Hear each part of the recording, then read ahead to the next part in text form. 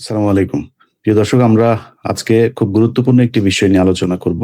নেতানিয়াহুকে ক্ষমতা থেকে সরানোর জন্য তার বিরোধী দল ব্যাপক পরিমাণে চাপ সৃষ্টি করছে। কিরকম চাপ সৃষ্টি করছে দেখেন। এতদিন পর্যন্ত বিভিন্ন ধরনের চাপ ছিল, তারা যুদ্ধকে সমর্থন করত এবং নেতানিয়াহুকে চাপ দিত।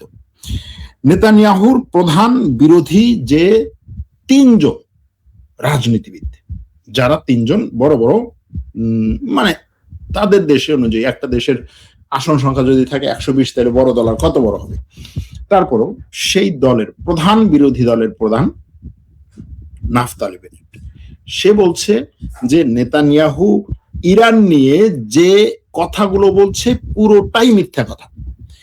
নেতানিয়াহু ইরানের পরমাণু অস্ত্র আছে বলে যে কথা বলছে এটা পুরোটাই মিথ্যা কথা। আমার কথাও না, আপনার কথাও না। কে বলছে এটা? নেতানিয়াহুর প্রধান বিরোধী দলীয় নেতা, যে এর আগে একবার প্রধানমন্ত্রী ছিল, ভবিষ্যতে প্রধানমন্ত্রী হওয়ার সম্ভাবনা আছে। সে বলছে রেকর্ড ক্যামেরার সামনে, টেলিভিশনে, যে নেতানিয়াহু ইরান নিয়ে যে কথা বলছে, যে ইরানের কাছে পরমাণু অস্ত্র আছে, এটা পুরো মিথ্যা কথা, ভুয়া কথা। এই কথাটা সে ইসরায়েলি জনগণের মনে ভয় সৃষ্টি করার জন্য বলছে এবং এই ভয় সৃষ্টি করার মাধ্যমে সে আরো বেশি ক্ষমতায় থাকতে চায়। এই কথা আর কে বলছে? অ্যাভিগডর লিবারম্যান। সেও বলছে যে এই কথাটা মিথ্যা কথা। সাবেক সেনা প্রধান, যিনি এখন একটা রাজনৈতিক দলের প্রধান, ইয়াসার দলের প্রধান, সে পর্যন্ত বলছে যে ইরান নিয়ে যত অতিরঞ্জন করা হয়েছিল এগুলো সব মিথ্যা। তো এখন কেন এই জিনিসগুলোকে নিয়ে আসা হচ্ছে? কারণ আগামীতে নির্বাচন, কারণ নেতানিয়াহুর বিরুদ্ধে কেসগুলো খুব শক্তিশালী ভাবে দাঁড় করানো হচ্ছে। নেতানিয়াহুর যে প্রধান কি বলে লয়ার, অর্থাৎ তার যে প্রধান উকিল, তাকে একটা সরকারি ঊর্ধ্বতন পদ, এই অ্যাটর্নিদের ঊর্ধ্বতন পদ দেওয়ার ব্যাপারে সিদ্ধান্ত নিয়েছিল ইসরায়েলের পার্লামেন্ট, কিন্তু আদালত সেটা ঠেকিয়ে দিয়েছে যে না, তাকে দেওয়া যাবে না। তার সাথে অনেক কেলেঙ্কারি ঘটনা আছে। আস্তে আস্তে নেতানিয়াহুর জন্য স্থান সংকুলান হচ্ছে। নেতানিয়াহুর যে আশেপাশের জায়গাটা সংকীর্ণ হয়ে আসছে। এটা কি ব্যাপক পরিমাণে ইসরায়েলি পরিবর্তন নিয়ে আসবে? না, ব্যাপক পরিমাণে পরিবর্তন হয়তো নিয়ে আসবে না, কিন্তু সে যে পরিমাণে জুলুম করেছে সেই জুলুমের শাস্তির অল্প একটু হলেও দুনিয়াতে তার পাওয়া উচিত, এবং সেটা হয়তোবা সে আরেক জালিমের মাধ্যমে হয়তোবা পেতে পারে, এরকমও হতে পারে। তো এজন্য এই যে নেতানিয়াহুর অবস্থান সংকীর্ণ হচ্ছে, সে এই অবস্থানটাকে প্রশস্ত করার জন্য এখন লেবাননকে ঢাল হিসেবে ব্যবহার করছে। ইসরায়েল ইরান, আমেরিকা ইরান একটা চুক্তি করছে, সেই চুক্তি নিয়ে আজকে দোহাতে আমেরিকা, ইরান, পাকিস্তান, দোহা, এদের মধ্যে আলোচনা চলছে যে আগামীতে আমরা এই যে চুক্তিটা করলাম সেটার বাস্তবায়ন কিভাবে করতে পারি, এটার বাস্তবায়নের জন্য বিভিন্ন গ্রুপ কিভাবে কাজ করতে পারে, এগুলো নিয়ে কথা বলছে, কাজ করছে। আমেরিকার মধ্যস্থতায় লেবাননে একটা কোনো মতে একটা চুক্তি মুক্তি একটা কিছু হয়েছে আর কি, কিন্তু ইসরায়েল সেই চুক্তি মানতে তো রাজি না। তার কথা হচ্ছে লেবাননে কিসের চুক্তি, কিসের কি, আমি আক্রমণ করব, কোনো চুক্তি টুক্তি আমি মানি না। তো এই যে বিষয়গুলো, এই বিষয়গুলোকে ব্যবহার করে সে মূলত আমেরিকা এবং ইরানের মধ্যে চুক্তিটাকে নস্যাৎ করে দিতে চাইছে। সরাসরি কথা হচ্ছে লেবাননকে ব্যবহার করে, লেবাননে আক্রমণ করে, লেবাননে সেনা পাঠিয়ে, গতকালকে সে লেবানন সফর করেছে। চিন্তা করতে পারেন কোন জায়গায় সফর করেছে? লেবাননের যে জায়গাগুলো তারা দখল করে রেখেছে সেই জায়গায় ইসরায়েলের প্রধানমন্ত্রী, প্রতিরক্ষা মন্ত্রী, তারা গতকালকে গিয়েছে। মানে একটা দেশে আপনি সেনাবাহিনী পাঠিয়ে, ঠিক আছে, সেখানে সন্ত্রাসী আছে, অমুক আছে, সমুক আছে, আপনার কথা অনুযায়ী আক্রমণ চালাচ্ছেন, কিন্তু দখল করে সেইখানে আবার সে শোডাউন করতে গেছে। লেবাননের জায়গা সে মোটামুটি অনেকখানি দখল করে রেখেছে। তো এজন্য এই ইরান আমেরিকার চুক্তি ভণ্ডুল করা বা নস্যাৎ করার জন্য ইসরায়েল যথেষ্ট, এবং ইসরায়েল সেখানে লেবাননকে ব্যবহার করতে চায়। সিরিয়াতে তো তার আক্রমণগুলো প্রত্যেক দিন আছেই, দিন যত যাচ্ছে সে সিরিয়াতে আস্তে আস্তে হচ্ছে কি বলে ওয়ার্ম আপ করতেছে আর কি। দেখা যাক কি হয়। এখন এর বাইরে এই ঘটনাগুলো যখন ঘটছে, ঠিক সেই মুহূর্তে ইউরোপ একটা সিদ্ধান্ত নিয়েছে। আজকে জুলাই মাসের 1 তারিখ অনেকগুলো নতুন নতুন নিয়ম বিভিন্ন দেশে এটা শুরু হয়, মানে বছরের অর্ধেক, হাফ শেষ হয়ে গেল, বাকি অর্ধেক শুরু হচ্ছে। ইউরোপ বলছে এই জুলাই মাসের 1 তারিখ থেকে ইউরোপের সাধারণ জনগণ যদি বাইরে থেকে একটা পরিমাণের চেয়ে বেশি পণ্য কিনে 150 ইউরো মূল্যের বেশি পণ্য যদি বাইরে থেকে কিনে, অর্থাৎ চীনের কোনো কোম্পানি থেকে বা চীনের ধরেন আলিবাবা এক্সপ্রেস থেকে কিনলো, ইবাই থেকে কিনলো, অথবা অন্য কোনো জায়গা থেকে কিনলো, ইউরোপের বাইরে থেকে, তাহলে তারা 150 টাকার বেশি, 150 ইউরোর বেশি দামের যে কোনো পণ্যের ক্ষেত্রে তারা ট্যাক্স বসাবে, শুল্ক বসাবে, কাস্টমস ডিউটি যেটা। এখন এটাকে সে বলছে যে এটার 3-4টা কারণ সে উল্লেখ করছে। একটা হচ্ছে যে তাদের ইউরোপের যে খুচরা বাজার আছে, এই খুচরা বাজারের যে সমস্ত জিনিস ইউরোপে বিক্রি করে সেই জিনিসগুলো মানুষ কিনতেছে না, তাহলে এই খুচরা বাজারটা হচ্ছে শেষ হয়ে যাবে। এই খুচরা বাজারে ইউরোপের 30 মিলিয়ন মানুষ চাকরি করে, সুতরাং এই বাজারটাকে হচ্ছে শেষ করা যাবে না।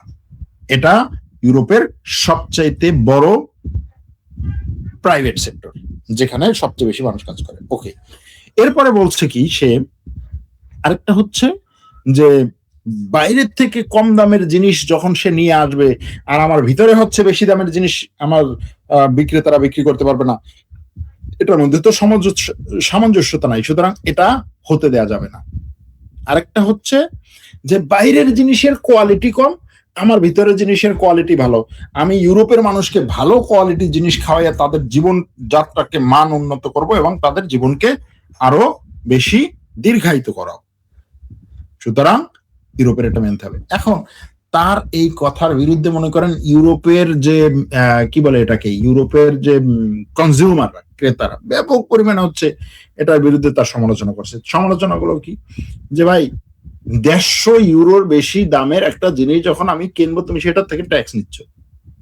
কাদেরকে বাঁচানোর জন্য? যারা আমাদের কাছে জিনিস বিক্রি করে ট্যাক্স নেয়।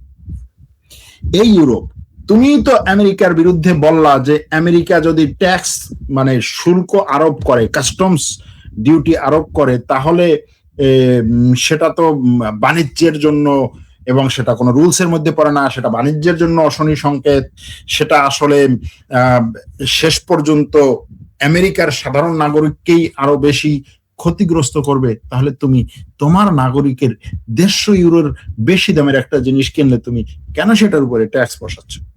তাদের কথা। আবার তাদের কথা হচ্ছে যে 150 ইউরোর বেশি দামের যে কম দামের জিনিস বা কিনলে হচ্ছে তুমি বলতেছো যে তার সেখানে জিনিসপত্রের কোয়ালিটি খারাপ, অর্থাৎ চীনের জিনিসের কোয়ালিটি খারাপ, আমার দেশের মানুষকে, আমার এই ইউরোপীয় ইউনিয়নের ভুক্ত মানুষদেরকে এই খারাপ কোয়ালিটির জিনিস আমি খাওয়াতে পারবো না। তাহলে 150 টাকার নিচে যেগুলো কিনবে, অর্থাৎ 150 ইউরোর নিচে যে সমস্ত জিনিস কিনবে, সেগুলো কি চীন থেকে একেবারে কোয়ালিটিপূর্ণ হয়ে আসবে? প্রশ্ন। যাই হোক, এরকম একটা জিনিস করছে। আবার তারা বলছে যে ডেনমার্ক, ইউরোপের মধ্যে ডেনমার্ক প্রথম হচ্ছে তার জনসংখ্যার হার হিসেবে, মানে জনসংখ্যার সাথে তুলনা করে সবচাইতে বেশি বিদ্যুৎ চালিত গাড়ি রাস্তায় নামিয়েছে ডেনমার্ক, এবং সেটাকে ইউরোপীয় ইউনিয়নের প্রধান হচ্ছে ব্যাপক পরিমাণে হচ্ছে তুস্তি করেছে সেটাকে, যে আমরা যে গ্রিন ইউরোপ গড়তে চাই সেটার পথে তারা হাঁটছে। এই ক্ষেত্রে আমি ট্রাম্পের সাথে কিছুটা একমত, যে এই যে গ্রিন ইউরো, তারপরে হচ্ছে নবায়নযোগ্য জ্বালানি, তারপরে হচ্ছে সবুজ জ্বালানি, এই জিনিসটা করে তারা যে অনেকগুলো সেক্টরকে ধুমধাম করে হচ্ছে ধ্বংস করে দিচ্ছে, এটার কি বলে, তাদের এই যে ওই গ্রিন সেক্টরে, অর্থাৎ বিদ্যুৎ সেক্টরে বা বিদ্যুৎ নির্ভর সেক্টরে যাওয়ার ক্ষেত্রে তাদের যে ব্যাপক প্রচেষ্টা, এটার পিছনে আমার কাছে মনে হয় যে কোনো একটা অন্য কোনো কাহিনী আছে। কারণ আপনি পুরো বিশ্বটাকে যদি হচ্ছে বিদ্যুৎ নির্ভর করেন, দেখেন পুরো সবকিছু আপনি বিদ্যুৎ নির্ভর করছেন, সবকিছু। এখন সবকিছু যদি আপনি বিদ্যুৎ নির্ভর করেন, আগামীর যুদ্ধে এই জাস্ট হচ্ছে বিদ্যুৎ সিস্টেমটা ধ্বংস করে দিলেই তো সব শেষ তখন। এরা এটার দিকে যাচ্ছে। যা হোক, আলোচনা সেটা না, বিশ্বের কয়েকটা ঘটনা বলবো বলে বলেছিলাম আপনাদেরকে, সেই জন্য এই আলোচনাতে আসলাম। দেখেন, মার্কিন প্রেসিডেন্ট ডোনাল্ড ট্রাম্প 1 বছরে 1.4 বিলিয়ন মার্কিন ডলার উপার্জন করেছে রাষ্ট্রপতি থাকাকালীন। এর মতো আমেরিকাতে এর আগে রাষ্ট্রপতি থাকাকালীন এত টাকা কেউ উপার্জন করতে পারে নাই। এখন ডোনাল্ড ট্রাম্প বলছে যে আমি উপার্জন করছি, ব্যবসা করছি, আমার টাকা আছে, আমি টাকা আমার পরিবারকে দিছি, আমার আশেপাশের লোকজনকে দিছি, আমার যে সমস্ত কোম্পানি আছে কোম্পানিকে দিছি, তারা ব্যবসা করছে, তোমরা ব্যবসা করো নাই? সাংবাদিকরা তাকে জিজ্ঞেস করেছিল যে আপনি এই যে মার্কেট ম্যানিপুলেশন করেন, হ্যাঁ, এমন কিছু কথা বলেন, এমন কিছু তথ্য দেন যে তথ্যে হচ্ছে পুরো মার্কেট হচ্ছে হতাশ হয়ে যায়, আবার পুরো মার্কেট হচ্ছে হঠাৎ করে লাফিয়ে ওঠে, আবার পুরো মার্কেটে ধস নামে, এগুলো করে আপনি অনেক লাভ করছেন, এরকম কিছু খবর আসছে, এটা কি ঠিক হচ্ছে? সে বলছে আমি লাভ করছি, তোমার টাকা থেকে তুমিও লাভ করো। মার্কেট যে এভাবে হচ্ছে বা এটা করতেছে, এটা তো সবার জন্য, এটা তো আমার একার জন্য না, এটা হচ্ছে তার কথা। তা আমি লাভ করছি, আমার প্রচুর পরিমাণে টাকা আছে, আর টাকা যারা আছে সে তো টাকা ইনভেস্ট করবে, আর ইনভেস্ট করলে তো লাভ করবি, তোমার সমস্যা কি? মার্কিন প্রেসিডেন্টের বক্তব্য। সে কি করেছে? সে ক্রিপ্টোকারেন্সি বিক্রি করেছে, তার ছেলের সাথে তাদের হচ্ছে ক্রিপ্টোকারেন্সির কোম্পানি আছে, ওয়ার্ল্ড ডিভাইড ফাইন্যান্সিয়াল, তারপরে হচ্ছে তার নিজের নামে নিজের কি মিম কয়েন, তারপরে হচ্ছে ট্রাম্প কয়েন, আরো কত কিছু আছে, এগুলো বিক্রি করে সে ভালো মানের কিছু পয়সাপাতি কামাইয়া নিছে। ইরানের রাজধানীতে প্রস্তুতি চলছে, আগামী 4 থেকে 9 জুলাই পর্যন্ত আয়াতুল্লাহ আলী খামেনেইর জানাজা অনুষ্ঠিত হবে ইরানের রাজধানীতে, সেটার প্রস্তুতি চলছে। তার মৃত্যুর কয়েক মাস পরে তাকে এই দাফনের ব্যবস্থা করা হচ্ছে। আবার 9 জুলাই থেকে শুরু করে পরবর্তী 1 সপ্তাহ পর্যন্ত তুরস্কে চলবে ন্যাটো সম্মেলন, এটা নিয়ে তুরস্কে ব্যাপক প্রস্তুতি চলছে। আর এই ন্যাটো সম্মেলনের আগে ন্যাটোর পক্ষ থেকে তুরস্ক নিয়ে ব্যাপক পরিমাণে তুস্তি গাওয়া শুরু হয়েছে। ন্যাটোর প্রধানের অনেক বক্তব্য শুনবেন যে ন্যাটো প্রধান বলছে যে হ্যাঁ তুর্কি এটা, তুর্কি সেটা, তুর্কি তো সব, তুর্কি না হলে হয় নাকি, এরকম। আবার 2 দিন পরে দেখবেন যে সেই তুর্কিরা তারা বাস দেওয়া শুরু করবে। যাই হোক, ওদিকে ইউক্রেন এবং পোল্যান্ডের মধ্যে কিছু ঘটনা আছে। ইউক্রেন এবং পোল্যান্ডে আমি একবার খুব মজা করে হাস্যরস করে একটা ঘটনা বলেছিলাম। ঘটনাটা হচ্ছে এরকম যে ওই সময় যখন একেবারে যুদ্ধের হিট অবস্থা, সেই সময় যে ইউরোপ বলছে তারা ইউক্রেনকে যুদ্ধ বিমান দেবে, কিন্তু ইউরোপ এই যুদ্ধ বিমান ইউক্রেনে উড়াইয়া নিবে না। যদি উড়াই নিতে যায় তাহলে হচ্ছে ইউরোপ সরাসরি এই ইউক্রেন যুদ্ধে যুক্ত হয়ে যাবে। যুক্ত হলে রাশিয়া ইউক্রেনের উপর, রাশিয়া ইউরোপের উপর আক্রমণ করবে এই ভয়ে। তখন আমি বলেছিলাম যে তাহলে যুদ্ধ বিমানটা তারা কিভাবে পাঠাবে। তখন মানে মজা করে বলেছিলাম যে যুদ্ধ বিমানটা পোল্যান্ডের সীমান্তে নিয়ে এসে পোল্যান্ডের ওই দিক থেকে হচ্ছে পোল্যান্ডের এবং ইউরোপীয় ইউনিয়নের সৈন্যরাও যুদ্ধ বিমানটাকে ধাক্কা দিবে, আর এই পাশ থেকে যখন মাথাটা বেরোবে তখন রাশিয়া ইউক্রেনের সৈন্যরা এই দিক থেকে টান দিয়ে যুদ্ধ বিমান নিয়ে আসবে। এরকম একটা মজা করে বলেছিলাম। যাই হোক, সেই পোল্যান্ড বলছে যে সে ইউক্রেনকে MiG-29 যুদ্ধ বিমানগুলো দিবে না। কেন দিবে না? তাদের কথা হচ্ছে ইউক্রেন তার ড্রোন প্রযুক্তি পোল্যান্ডের সাথে ভাগাভাগি করতে রাজি হচ্ছে না। এর আগে পোল্যান্ডের বিমান বাহিনী তাদের 14টি বিমান ইউক্রেনকে দিয়েছিল এবং আরো কিছু MiG-29 বিমান তাদের কাছে ছিল, সেগুলো তারা ইউক্রেনকে দিতে চাইছে। এবং এই যে পুরাতন বিমানগুলো ইউক্রেনকে দিলে তারা আমেরিকার কাছ থেকে নতুন বিমান কিনতে পারবে। তবে সেজন্য পোল্যান্ডের শর্ত ছিল যে ইউক্রেনকে পোল্যান্ডের কাছে কিছু টেকনোলজি হস্তান্তর করতে হবে। সেটা কি? সেটা হচ্ছে ড্রোন নির্মাণ টেকনোলজি, খুব সহজে অল্প দামে এবং দূরপাল্লায় কিভাবে যেতে পারে, কাউন্টার ড্রোন ব্যবস্থা, এবং সংশ্লিষ্ট সামরিক প্রযুক্তি, এগুলো নিয়ে এই যে নিজেদের অভিজ্ঞতা আছে, এই অভিজ্ঞতা এবং প্রযুক্তিগত জ্ঞান পোল্যান্ডের সাথে ভাগাভাগি করতে হবে। কিন্তু ইউক্রেন সেই প্রযুক্তিগত সহযোগিতায় এগিয়ে না আসার কারণে পোল্যান্ড বলছে আমি বিমান দেব না, তোমাকে আমি যুদ্ধে সহযোগিতা করছি, তুমি যুদ্ধে আছো, এজন্য তোমাকে আমি সব উন্মুক্ত করে দেব, এত সহজ নাকি, তুমি আমাকে দেবে, আমি, এটা হচ্ছে দেয়া নেয়ার খেলা। এটা হচ্ছে পোল্যান্ডের কথা। ওদিকে ইরানের সাথে আলোচনা চলছে, আলোচনার মধ্যে হিটাহিটি চলছে, আক্রমণ পাল্টা আক্রমণ চলছে। তারপরও ট্রাম্পের কথা হচ্ছে যে এভাবেই আসলে চলবে, এর মধ্যে দিয়েই আমরা হচ্ছে সামনে আগাবো। এবং তার কথা হচ্ছে লেবাননেও এরকম আক্রমণ পাল্টা আক্রমণ চলবে, এরপরে গাজা ভূখণ্ডেও এরকম কিছু আক্রমণ পাল্টা আক্রমণ চলবে, ফিলিস্তিনেও চলবে, মানে পশ্চিম তীরে, এর মধ্যে দিয়েই জীবন চলবে এবং আমি এর মধ্যে দিয়েই হচ্ছে শান্তির দূত হয়ে চলে যাব। আজকে পর্যন্ত, আজকেও গাজা ভূখণ্ডে ইসরায়েল ব্যাপক পরিমাণে আক্রমণ চালাচ্ছে, হত্যা চালাচ্ছে। গাজা থেকে আজকে যে 20 জন লোককে তারা ধরে নিয়ে গেছে, তার মধ্যে 5 জন হচ্ছে নারী।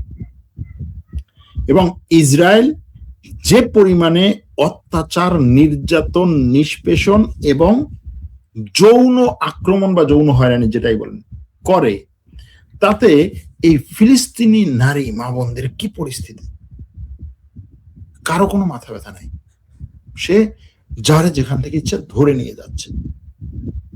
এবং বিশ্বের চোখের সামনে লেবানন থেকে একই কাজ করছে। লেবানন এসে বলছে আমি বসাইছি, কি বলে, বর্ডার ক্রসিং বসাইছি। কোথায়? লেবাননের 10 কিলোমিটার ভিতরে। ভাই এই বর্ডার কি তোর? তুই এখানে বর্ডার ক্রসিং বসাইছো, চেক পয়েন্ট বসাইছে, কেউ বেরোতে পারবে না, কেউ যেতে পারবে না।